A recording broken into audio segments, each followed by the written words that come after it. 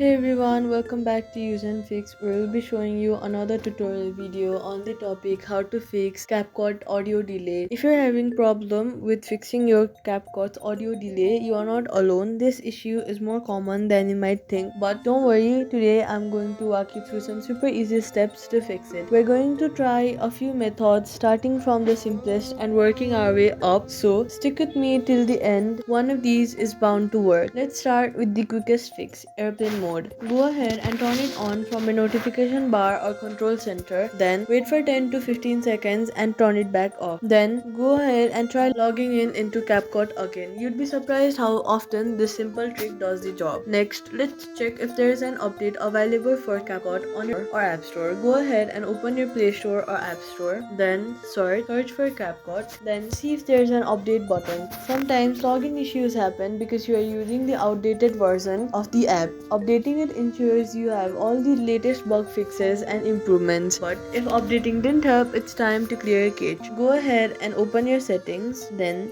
search app, then scroll down until you see CapCut, then again scroll down and you'll see the option of storage. Now on the bottom right, you'll see the option of clear cache. So go ahead and hit on clear cache. This clears out all the old datas that might be causing issues. If you're on iPhone, the closest solution is deleting and reinstalling the app, which we'll get into in a second. And if none of that helps, go ahead and delete CapCut from your mobile phone and then reinstall it with all the latest files and settings. In many cases, this is the final fix that solves stubborn login problems. And there you go, one of these methods should have helped you get back into your CapCut account, and if it did, let me know in the comments and like this video. And hey, if you like simple tech fixes like this, consider subscribing for more. Thank you so much for watching, and I'll see you in the next one.